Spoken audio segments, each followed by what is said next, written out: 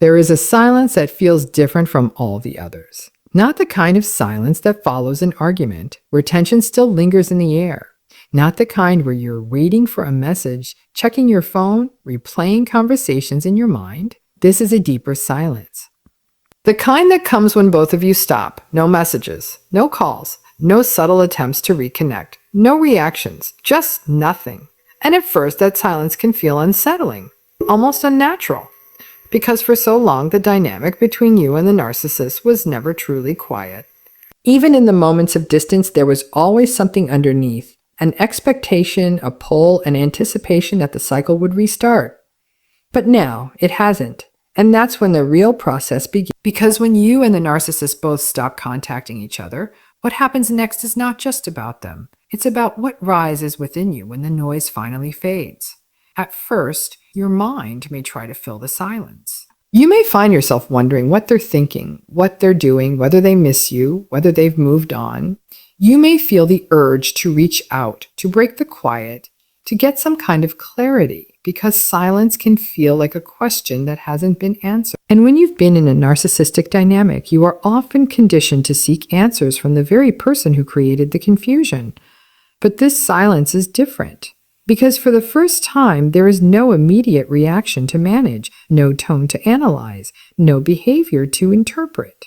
And without that constant external input, something internal begins to surface, your own thoughts, your own feelings, your own awareness. And that can feel overwhelming at first. Because when the dynamic was active, much of your energy was focused outward on understanding them, responding to them, adapting to them. Now that energy has nowhere to go but inward. And what you may start to notice is how much you were carrying. The emotional weight, the constant analysis, the subtle tension that came from never quite knowing where you stood. And as that awareness settles in, the silence begins to take on a different quality. It becomes less about absence and more about space. Space to breathe, space to reflect, space to begin separating your identity from the dynamic you were in. But here's where it can feel confusing. Because while the silence creates space, it can also trigger something else. Withdrawal, not just from the person, but from the pattern. Because narcissistic dynamics often create a kind of emotional dependency, not on the person themselves, but on the cycle of interaction. The highs and lows, the moments of connection followed by distance, the relief that comes when tension is temporarily resolved. And when that cycle stops, your nervous system notices. You may feel restless. You may feel an urge to reconnect, even if you know the dynamic was unhealthy. You may find yourself remembering the good moments more vividly than the difficult ones. This is not a sign that you made the wrong decision. It is a sign that your system is adjusting because you are no longer receiving the same emotional stimulation. And that adjustment takes time. But as you stay in the silence, as you resist the urge to immediately fill it with contact, you begin to experience something that was difficult to access before. Clarity. Not the kind of clarity that comes from their explanations, but the kind that comes from your own reflection. You start to see patterns more clearly. You begin to recognize how often you are reacting instead of choosing. You start to understand how the dynamic shaped your behavior, your thoughts, your sense of self. And with that understanding comes something powerful, perspective. You begin to see that what felt so consuming at the time was part of a cycle that kept you engaged, invested, and emotionally tied in ways that were not always visible while you were inside it. And as that perspective deepens, something begins to shift within you. You start to feel less urgency, less need to know what they're doing, less attachment to the idea of reconnecting. Not because you no longer care at all, but because you are beginning to care about something else more. Yourself, your peace, your clarity. And that shift is subtle but significant because it marks the beginning of detachment, not coldness, not indifference, but a gradual release of the emotional hold that the dynamic once had on you. And here's where it becomes even more interesting. Because while you are going through this internal process, something is also happening on their side. Not necessarily in the way you might expect. Because when the narcissist also stops contacting you, it doesn't always mean they have reached the same level of reflection or closure. In many cases, it means they are redirecting their attention elsewhere, seeking validation in a different place, engaging in another dynamic that provides the same kind of reinforcement. And from the outside, that can feel shocking. It can feel like you were easily replaced, like the connection didn't mean as much as you thought it did. But what you are witnessing is not the same process you are going through.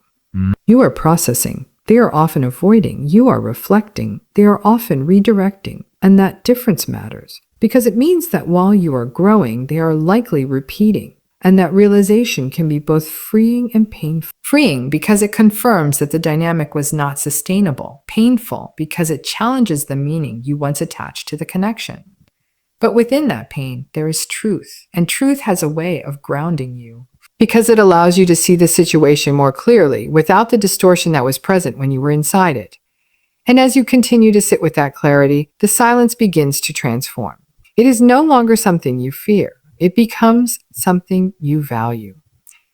Because in that silence, you are no longer being pulled in multiple directions. You are no longer reacting to someone else's behavior.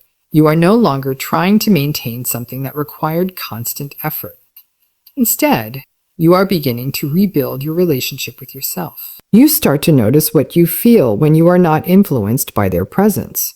You begin to reconnect with your own preferences, your own needs, your own boundaries. And that reconnection is not always immediate. It unfolds over time, through small moments of awareness, through choices that reflect your well-being rather than your attachment, through a gradual shift in how you see yourself, not as someone defined by that relationship, but as someone who exists independently of it. And as that shift continues, something unexpected begins to happen. The silence that once felt empty begins to feel full, full of possibility, full of clarity, full of a sense of peace that was difficult to access before. Because for the first time, you are not navigating a dynamic that constantly pulls you out of alignment. You are standing in your own space. And in that space, you begin to rebuild trust. Trust in your perception, trust in your decisions, trust in your ability to recognize what is healthy and what is not. And that trust becomes your foundation moving forward because it allows you to engage in future connections with a different level of awareness. You are no longer as easily drawn into intensity without substance. You are no longer as willing to overlook inconsistencies in the hope that things will improve. You are no longer as quick to abandon your own needs in order to maintain a connection. And that doesn't make you closed off. It makes you clear about what you deserve, clear about what you will accept, clear about what you are no longer willing to tolerate. And that clarity is something that cannot be taken from you because it was built through experience, through reflections, through the willingness to sit in silence long enough to understand what it was showing you. And that understanding becomes something you carry with you, not as a burden, but as a guide that helps you navigate future relationships with greater awareness. A guide that reminds you of the difference between connection and control. A guide that reinforces your sense of self, even when external circumstances are uncertain. And as you continue forward, you may look back at that period of silence differently. Not as something that happened to you, but as something that changed you, because in that silence, you were no longer reacting. You were becoming more aware, more grounded, more connected to yourself in a way that does not depend on someone else's presence. And that transformation is not always visible from the outside, but internally it shifts everything because you are no longer waiting for contact to feel a sense of resolution. You are no longer dependent on someone else's actions to define your emotional state. You are no longer caught in a cycle that keeps you questioning your worth.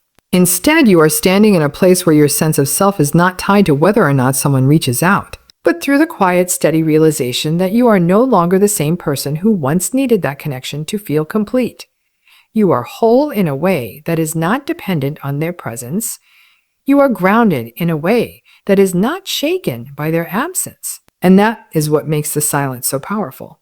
Because what once felt like an ending begins to reveal itself as something else entirely, a beginning. One that is not defined by them, but by you.